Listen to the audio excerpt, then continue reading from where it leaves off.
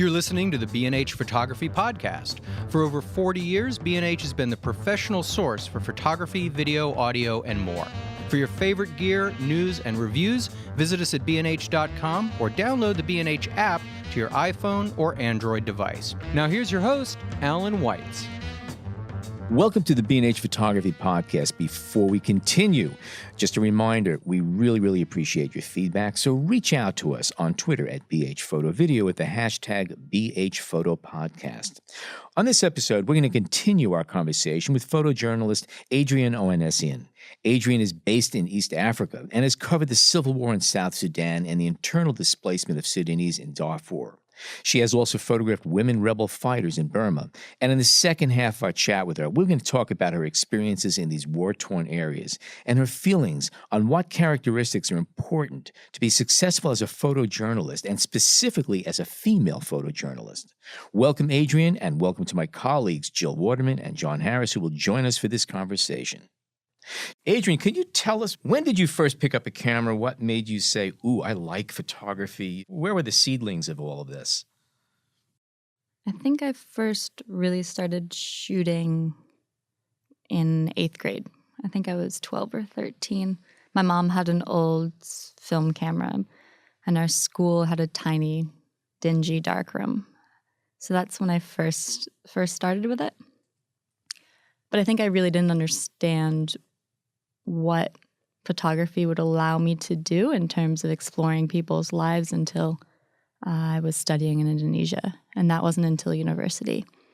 So that's when it really began for me. That's when I really started to understand how to explore stories with a camera. What was the first story you did? What was the first assignment that you got? The first assignment that I got? I wasn't assigned anything for a really long time. I think. What about the first picture you saw? What was the first thing that you wanted to do? What was the first? Yeah, what was your first project? What was the first thing you said? Hey, I want to do more than just a snapshot. I want to do a series on this. Well, it was funny actually. When I went to the International Center for Photography here in New York, we had to do a final project, and I just couldn't come up with a final project. And a lot of people did amazing things and got these big stories published. And I ended up photographing in a little park on the Lower East Side and kind of did a children's version or view of this park as like a magical place for these kids. And they weren't even kids. They could barely walk. So it was this Alice in Wonderland sort of story, which is funny now looking at that compared to the things I photograph now. Which is great because our teachers always used to say to us, you know, what you do in school doesn't determine the rest of your life and your photography career. And what an amazing example of that. I know actually that I'm used as an example by one of the teachers as, she probably doesn't say it like this, but look at how ridiculous her final project was at ICP. But don't worry, she's doing cooler things now. So I think... So yeah, you just never really know. But I did go over to Sudan to work on a project with one of my best friends. And that was a story that was more about the culture in eastern Sudan, with nomadic tribes there. We were going to try to tie it into environmental issues and desertification. It ended up not going much of anywhere, but it was our first shot. I think we did a small story afterwards on the banning of plastic bags in Port Sudan. Why Sudan? I mean, we live on a huge planet. I mean, what actually got you centered there? What attracted you to that spot of the earth? It was really the people.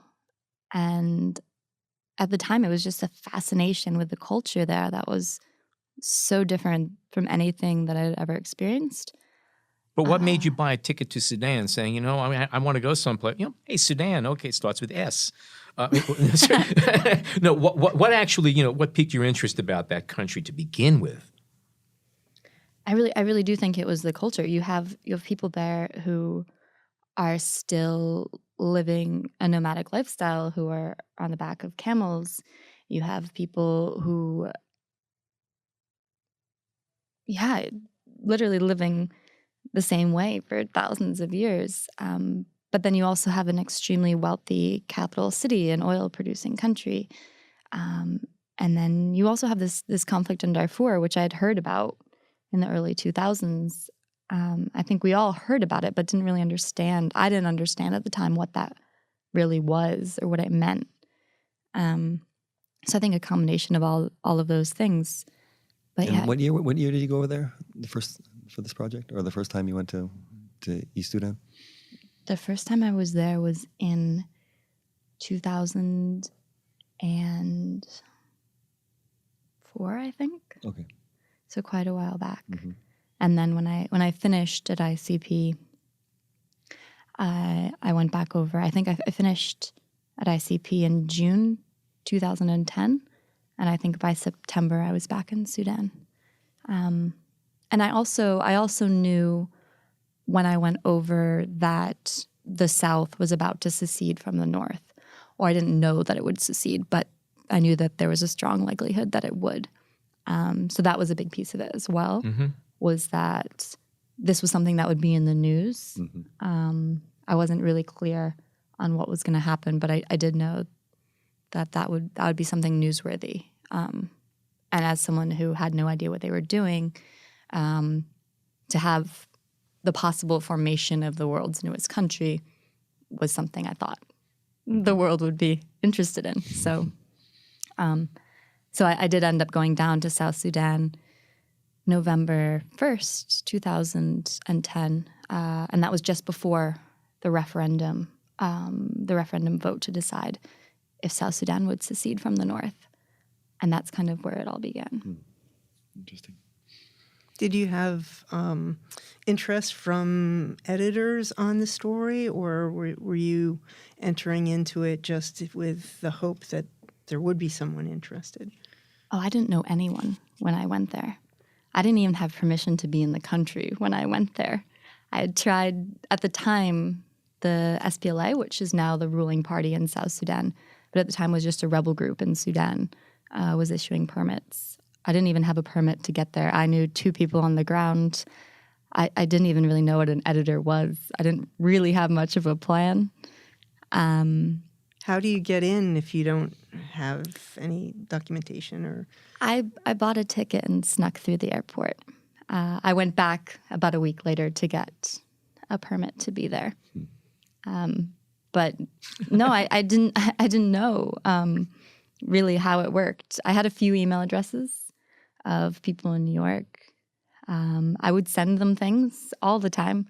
I would put little photo stories together and send them off into the internet, and never really got a response for so it was just years. a black hole? And Absolutely, yeah. And I would go around. I printed some business cards in Juba, the capital of South Sudan. Printed some business cards, used to go around to all the organizations that were there, the NGOs, went around to the UN, and started photographing for some NGOs. And at that time, again, started photographing a bit for UNICEF, and I continue to photograph for UNICEF. But that was literally me knocking on people's doors with South Sudanese printed business cards. I'm amazed.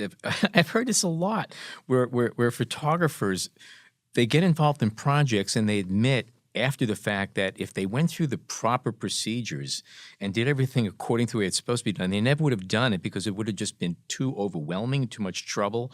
And sometimes going there not knowing all the rules and just saying, oh, I'm just going to go do this is really the best way to go. That's what it seems. See, I can't say yes because I don't know if it's something that I would recommend. But sometimes being necessarily. naive could work to your, because again, you didn't know there was a problem, so you just went and did it. Yeah, you could get yourself in a lot of trouble doing that. But I think it's interesting. I've heard this story before where, you know, if I went through the right channels and did this the way it's supposed to be done, it never would have happened. Sure, and I think part of it is just you do whatever you can do to try to keep yourself alive and kicking. And that was what I could do at the time, so I did it. Did you have support from your family in doing this? Support on being Well, on and making this wandering around decision, South Sudan. Yeah, making the decision like this and going over there and deciding to kind of start your your career this way? Yes and no. I think they've always been supportive of really whatever I choose to do. Mm-hmm. They definitely still ask me when I'm coming back from my African vacation. And I say no, I live there now. I've been there almost 6 years. But I think also it was a slow start. Mm-hmm. So for the first couple of years, I definitely got the phone calls of, well, is this working? Mm-hmm. What are you doing exactly? Did you get this out of your system already? Yeah, absolutely. Yeah, I still get that question. When are you going to grow up? I still get that question. I'm not sure I plan on growing up, but 2 points.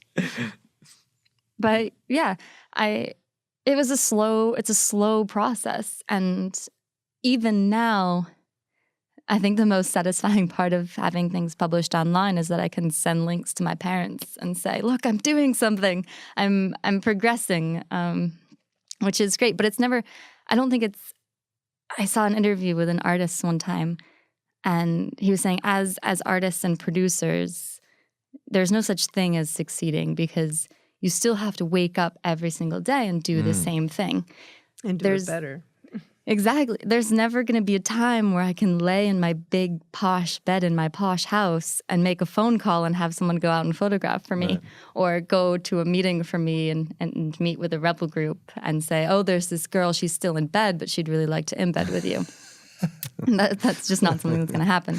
So, yeah, I think it's been slow, and but of course they've always supported me 100%. And when you even if they think I'm insane. right.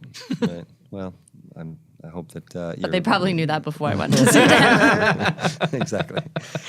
So when you did go over there and you were kind of, I mean, you had an idea of what was going on in the country and that it might possibly make stories. Did you have a sense of what kind of stories you wanted to follow, separate from the big news issues of the day? Were these on your radar at that point, or women's issues, let's call them, or not really? A little bit. But I also think when a door opens, you have to step through it, especially if you haven't seen a door in a while, which was kind of the case in South Sudan. But no, I think just talking to people and exploring things, I mean, so much of it is just talking to people. I think one of the first stories I did in South Sudan was on landmines. I didn't know anything about landmines. And then all of a sudden you're spending a week with an organization and with people who have been affected. And then you become An a authority. professional You're an authority on landmines. Yeah, and that's spectacularly interesting. So it is almost better to go with no agenda or not try to chase or pin yourself into certain stories.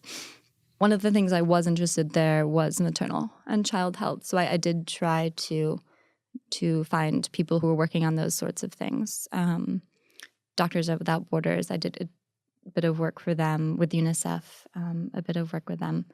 But also at the time, South Sudan just had a wonderful feeling to it because they were independent. They'd been fighting a war for decades. So there was a lot of hope there and a lot of excitement. So was the fact that it was a newly forming place helpful to be able to reach out to people and get connected? It was extremely helpful also because people welcomed you with your camera. And Sudan is extremely cut off. South Sudan at that time, it was so easy to photograph because people were proud of what they had created and they wanted to show that off. So it was really easy to work with the government. It was really easy to work with people. And that's the best.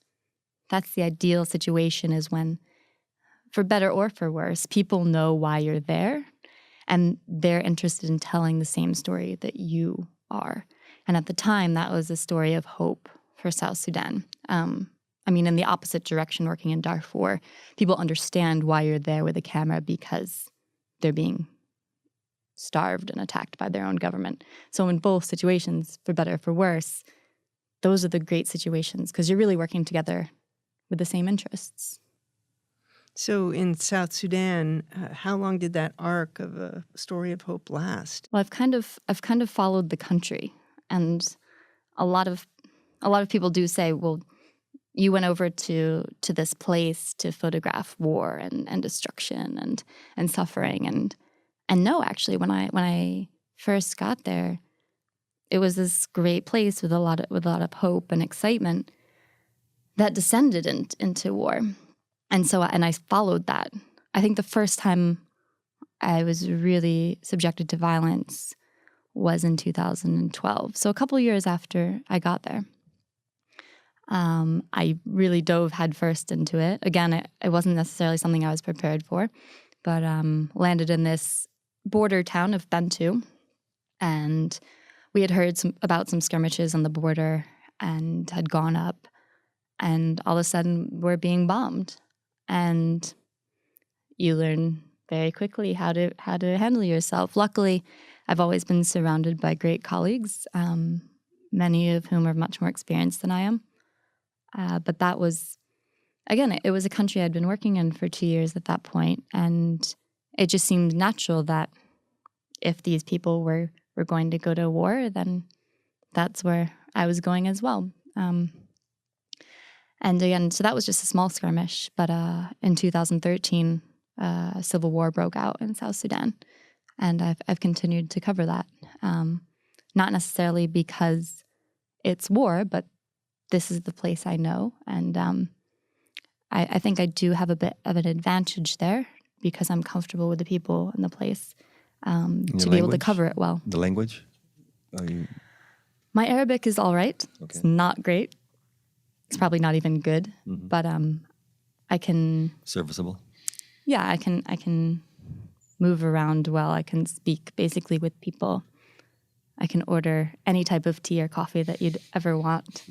But actually, most of the people don't speak Arabic. A lot of them speak their tribal languages, and most of those I'm just at a loss because there are hundreds. Of course, yeah. But this comes down to a great part of our job, which is I tend to communicate with people most of the time without language. I really don't need language. I use hand gestures if you're observant. Eye contact. A lot of it isn't about speaking. Obviously, it's important. But yeah, majority of it is just I once working spent with a week people. in a French-speaking area, and I don't speak French, but I found within a half a day, it was amazing how you can communicate with your eyes, with gestures and everything else. That's just really interesting. Is it safe to assume, and I don't like making assumptions, but is it safe to assume that you're itching to get back? Yes. But part of that is Kenya now, where I'm based, is my home. It's home. Okay. That's where I can go and drop my bags, even unpack occasionally. Take shampoo out of a big shampoo bottle as opposed to one of those little ones. That was something I noticed recently. But I'm just on the move so often that's part of it as well. Even if I'm not home, just to be able to have a base. Those are the pleasures of home. But then I'm also itching to get back to continue working on stories. And what stories will you be getting back to? I'm still, for me personally, I'm still interested in working on Sudan. And it seems that work will be mainly in rebel-controlled territories. Whether or not that's the Nuba Mountains of South Kordofan or getting back to Darfur. But these are always things that are on my radar that I'm working on, but it's just a slow process, which is fine. Most of that is because of safety concerns. So that's something that's always in my mind. We're going to take a short break. More with Adriane Ohanesian when we come back.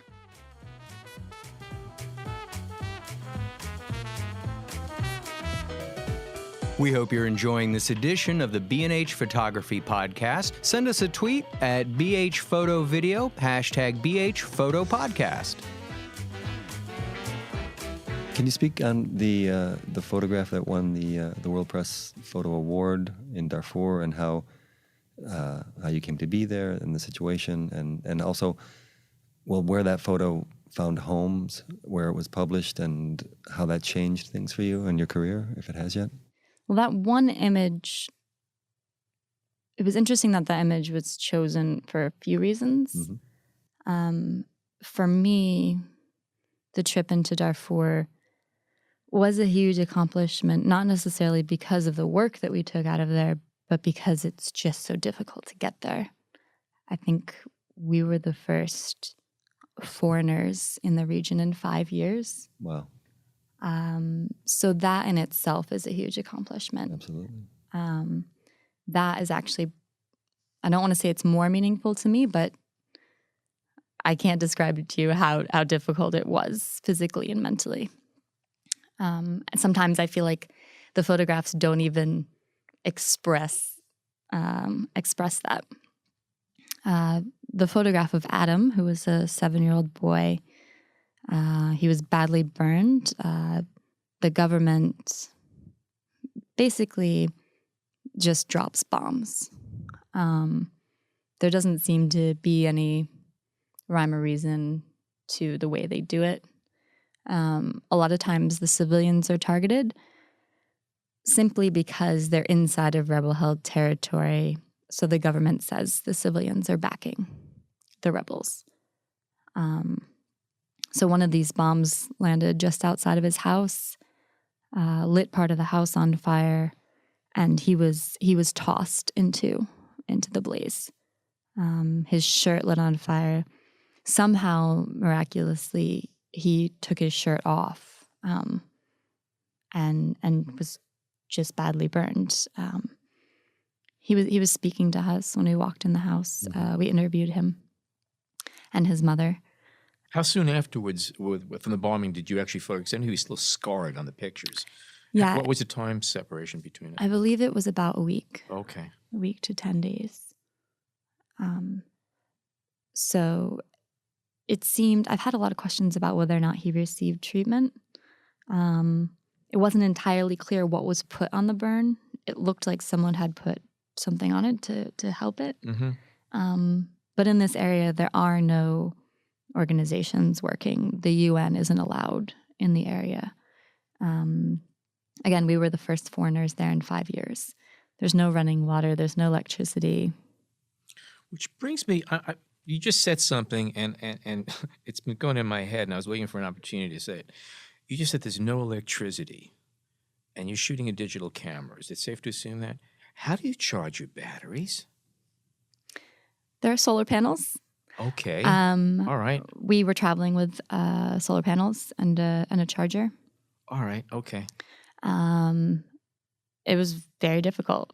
I have a lot of camera batteries. I didn't look at any of the photographs until I was back in Nairobi. So I literally would... You turn your screen off. Just anything to save power.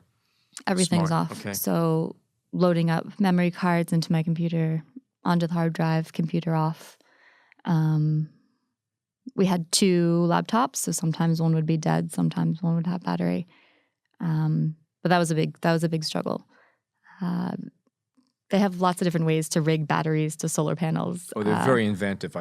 Yeah. Yeah, but it was tough. So you really shot the same way a film photographer would be shooting war situations 30, 40 years ago. Essentially, you were shooting just, hoping that everything was doing what it was supposed to be doing. Yeah, and you don't really have any other choice. No. And yeah, I shot some film as well, just in case. But yeah, we're operating on minimum of everything, literally. Minimum food, minimum water. Conservation takes on a whole new meaning in every single thing you're doing there. Oh, yeah. We're getting water from the bottom of dry riverbeds. Water is transported by donkey. Food, we brought quite a bit of our own food. Some of it we're getting there. But really, and it makes you understand the conflict better as well. Because it always makes me angry when people say, well, these conflicts are over something as basic as land and water resources. And you think to yourself, these aren't basic things. These the only things that are keeping people alive. You know, people's animals. It is a big deal when a bomb drops and someone's donkey is killed, because that donkey supplies water to a family of 12 people. And if that's your only way of getting drinking water, you're finished. And that's all these people are fighting for most of the time. So being there and having to experience, you know, where is the donkey? Why can't I drink? Because the donkey hasn't made it back from the well yet. So you learn what's important, and you learn why livestock is important, why water resources are important, why the timing of the rains is so essential for the planting of crops. So that's all part of being there as well, is literally enduring the same thing that these people have been enduring for 20 years. And how did you find Adam? Were you following the bombings, the conflict, or did you have a fixer? Did you have someone that helped you on the ground? This was one of those times, what I was saying about doors opening, it's like you always, anytime someone comes to you and says, hey, come take a look at this, or beckons to you, or points at something, like always go, no matter what it is. Sometimes it'll be something ridiculous. Most of the time it is, but it's hilarious. So that's a great experience as well. But this was one of those times where I think what happened is one of the soldiers just said, we should go up to this house. And we were really pushed for time, and we hadn't even made it into the mountains yet, really. And it was one of those things of like, should we stop? Should we not stop? And literally, it was one of those times I remember thinking, yes, of course, we're going to stop and visit this family. And so we did. We walked up the hill. You could see as we were approaching the house that some of the wood outside the house had been burnt. You could see where the bomb landed. And this is it's a small house. It's 2 rooms made of mud and rock with a thatched roof. And yeah, there was just a cloth hanging over the doorway. And that's where the family was. Mm-hmm. I don't think they had any idea that we were coming. Mm-hmm. Did you speak to them? Yeah, we spoke to Adam a bit, and also his mother about what had happened. Mm-hmm. They had pieces of the bomb that were still there. His shirt was still in the corner. His burnt shirt was still there. And we wandered a bit around the house and the mountain. They wanted to show us where the other bombs had dropped. So yeah, that was just one of those situations where you have no idea what you'll find. And so luckily, someone just mentioned that there was this family here in this house. And that was one of the few times where we really saw, I guess, evidence of fighting. Because when we were there, it was quite quiet. We didn't get a lot of, or any active fighting. We didn't see any bombings. But this was obviously real evidence of what was going on. And it's one of those difficult things where you do want to be there when it's quiet because you want to be safe. And maybe we wouldn't have been able to do the types of work we had done if there had been fighting. But on the other hand, maybe it would have been good to get some evidence of the bombing happening. Was that a goal of yours at that point, was to document the fact that there was fighting going on? Or was it more of a journalistic instinct to find what you could? I think you just have to be happy with what you're given. Mm-hmm. I mean, we pushed ourselves and the group we were with to see as much as we possibly could while we were there. Mm-hmm. The bear witness. So I think for the amount of time that we were there, we did as much as we possibly could. Had things unfolded in front of us, that would have been obviously documented. Mm-hmm. But it's a very difficult place to work. Yeah. How many people were you traveling with, and how long did that trip last? The entire trip took a month. But a lot of that time was waiting. A lot of that time was making sure that we had a secure route. It was myself and my Dutch colleague, Klaas. And then we were embedded with the SLA, the Sudan Liberation Army. So there was a large group traveling with us at all times, between 10 and 20, I would say. And that was... Were you traveling in one of their vehicles, or in the mountains, we were on foot. Oh. It took 2 12-hour days of walking to get into the center of the mountains. And then we were on foot, or donkey. And were the soldiers, were they disciplined, and were they respectful to you? And I know you mentioned avoiding a campfire with alcohol involved, but in the daytime and the working hours, it's all good? Yeah, I mean, they knew what we were there to do. Mm-hmm.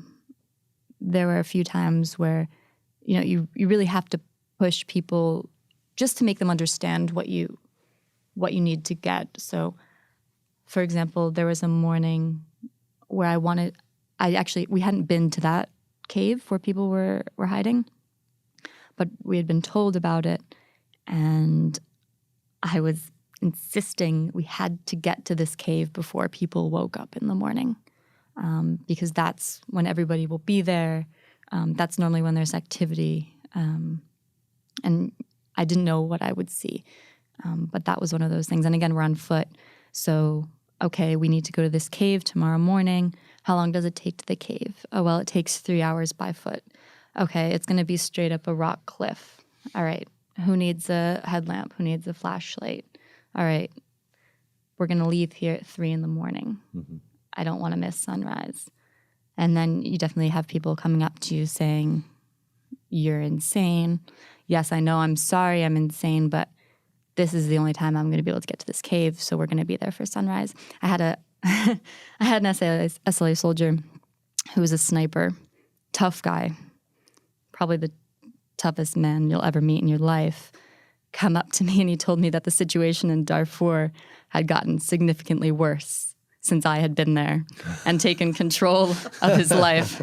And that was that morning where I made everyone get up at 3 o'clock to go to this cave. And he's like, after 20 years of fighting, I didn't think this could get worse, but you, my lady, have made this worse. Wow. and we got to the cave. We woke up at 3:30 and got to the cave for sunrise. Mm. And I could not have gotten those photographs if we hadn't. So, but no, everyone there was extremely respectful, and literally, when you're in Sudan, you're a guest in their country. Mm-hmm. And people take that to an extreme to make you comfortable, and they did all of that. It's interesting, though, I mean, getting again to the subject, that in this extreme situation and demanding things of people, they were respecting you and listening to you, and to some degree, you were leading them on what you needed to be done. Yeah, and there would be some situations where I'd be ignored. Yeah. But again, like this one guy learned ignoring me was not going to be the way forward. That's great. And then there were times where, I had brought something up a number of times, and then I'd send my male colleague and see what kind of progress he could make. Right. Sometimes he would do better than I, sometimes not. You could use your B&H here. Get a lot done. Sometimes he would come back more frustrated and send me back. Yeah. So to shift gears a little bit, the project you did in Burma on the women soldiers, can you tell us a little bit about that and how that came about as a counterpoint to what you were working on in Sudan? Sure. And I think the two projects are very similar in the sense that Darfur, and also previous to that, this work in Burma, were two stories that I had been interested in, I had researched, and no one was supporting me, basically. This was just something that I wanted to go do. I did this story in rebel-controlled Kachin, which is northeastern Myanmar, after spending a few years in South Sudan. I had been working for Reuters at that point in South Sudan. So I was kind of doing steady assignment work. And by that time, I just needed something different. And so I kind of did this story in Burma as a way to test myself, to see if I could actually do this, to see if I could go somewhere completely new, didn't know anybody. Honestly, didn't even go to the right country to begin with when I went to photograph this project. But just to see if I could do it. And again, I didn't know what I would get. I knew that there were women in the Kachin Independence Army. And same thing, I flew to Yangon, started meeting with people, met with different organizations, finally got in touch with some women who had been part of the military at one point in their lives. And it was just, again, months of talking to people, sitting, drinking tea, talking to more people, realizing that if I did want to do the work in rebel-controlled Kachin, I was in the wrong place and I needed to go through China. But anyway, that's all part of the process. And the same thing with Darfur, just being very clear about what I was going to do before I got there. And what I wanted to do was spend time with the women who were part of this military movement.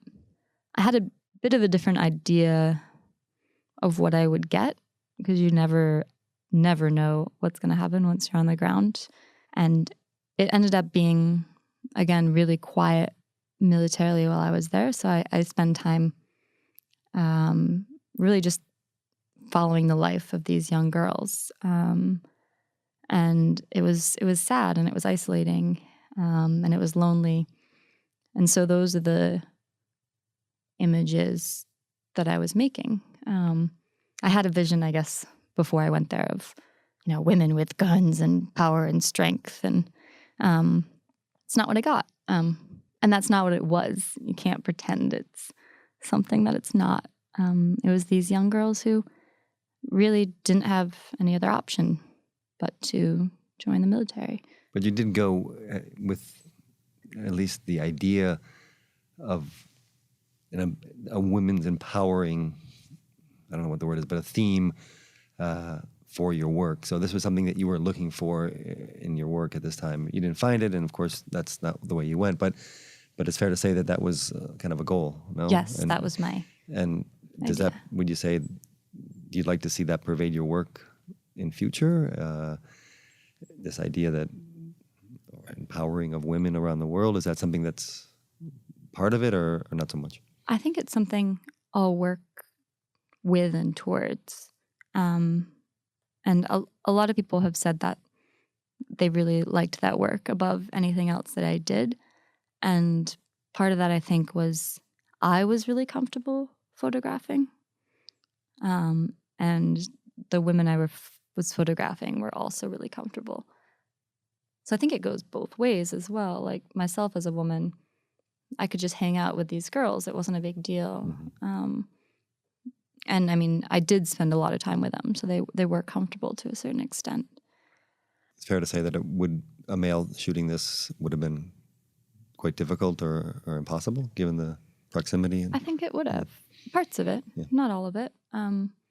But I was with them at night when they were getting changed, or I was with them in the morning, when they're going on their morning runs, or when they're bathing, for example. I was there photographing. All aspects of the life. Yeah, that wasn't a problem.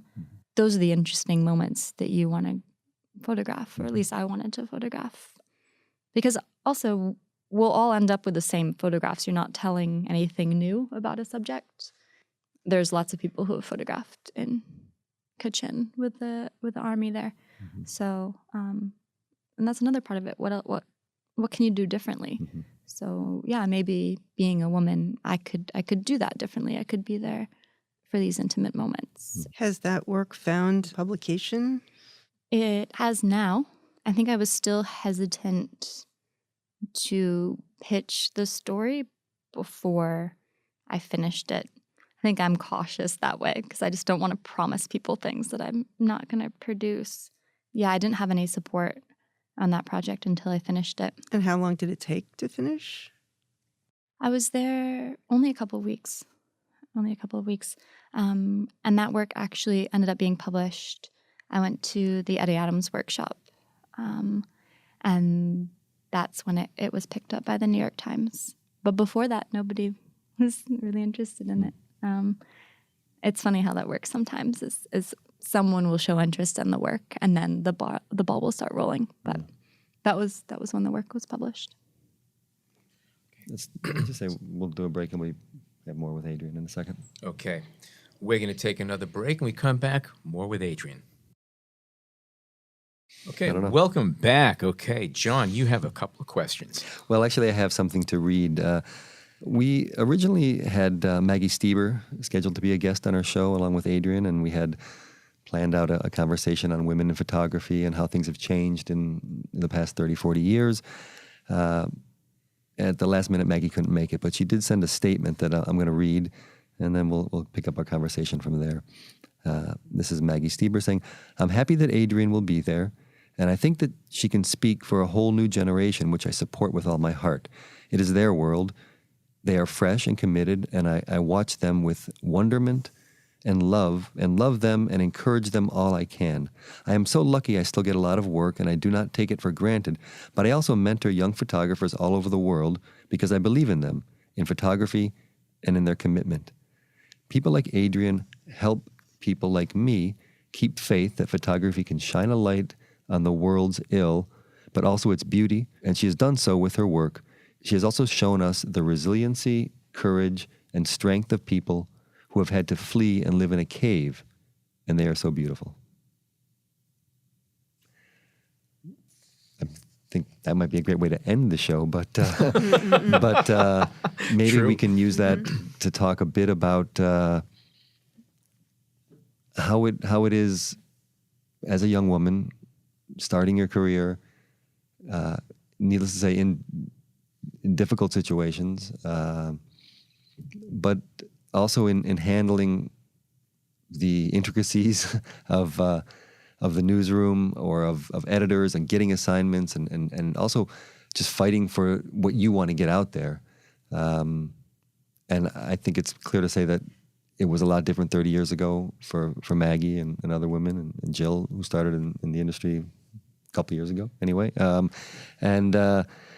If we can talk a bit about that subject, things that have changed, we can end the show after that. Well, maybe things that remain the same or have gotten possibly stronger for the lack of some of the more structured things, like the relationship aspect of the community aspect of photography. Do you think that men working in the field are much more willing to embrace women working in the field, perhaps more so than they would have been 30 years ago?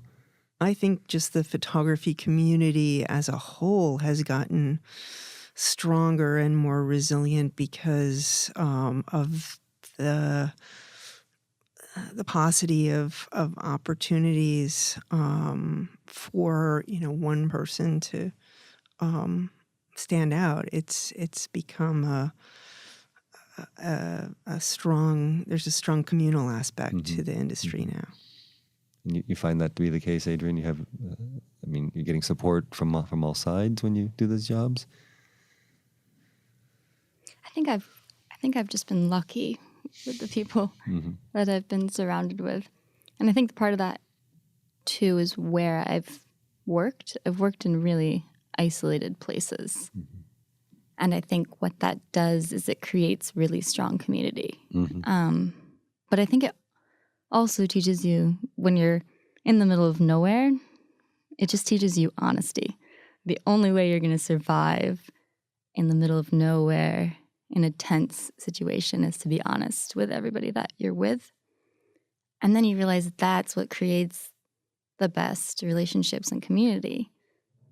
And I think that applies just coming back to New York, even when I meet with people and as I try to kind of build relationships in the industry, if I'm not completely honest with who I am and what I do, there's nothing to base that off of. I mean, I communicate with most people over email. So when I do come back to New York to go for meetings, or I've had the opportunity to work with Maggie a little bit in workshops, it's just amazing to feel that honesty in return. And those are the best people, and that's how these communities are built. And I feel like I have met so many honest, passionate people in the industry, and that's just helped. Have you had any roadblocks put in your way that you feel might have been based on sexism or because you're a woman that you know of anyway? I guess part of it is just not believing in roadblocks. Mm-hmm. If you just, I mean, sure, things have happened that have crushed me. Mm.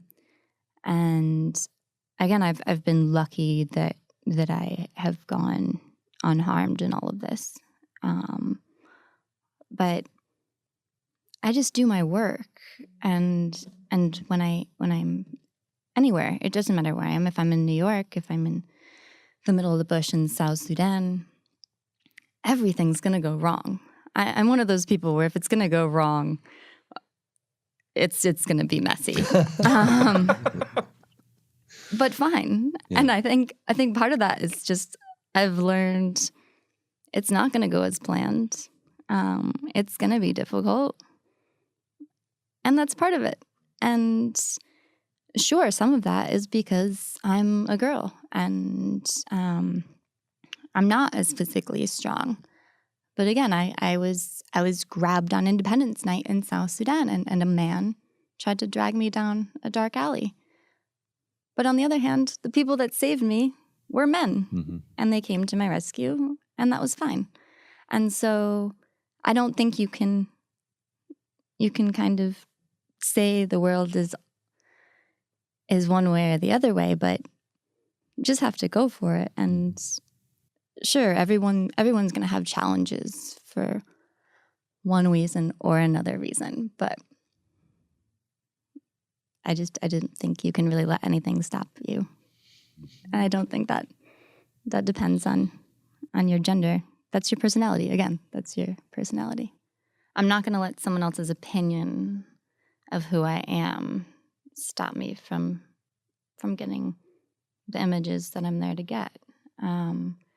And again, I can't even compare my life as a woman to the life of a South Sudanese woman or the life of a woman who is internally displaced in Darfur with children living in a cave. I mean, I'm one of the luckiest people in the world. Wow. I think this is a great point to stop the show. Actually, say that before I start crying. Before we all start crying here, I think this is a terrific place to bring the show to conclusion. Adriane, thank you so much for joining us today and sharing stories. Jill, thank you so much for joining us today. We have to have you back again here. Sure, Alan. John, thank you. Jason, thank you. Adriane, if our listeners want to check out more of your work, where should they look to? You can visit my website, which is adrianeohanesian.com. Okay. And I'm sure you're going to get a lot of visitors after this show. As for the rest of our listeners, we really value your thoughts, your opinions. Send us a tweet at BHPhotoVideo with the hashtag BHPhotoPodcast. And please rate and leave a review on iTunes. My name is Alan Weitz. Thank you so much for joining us today.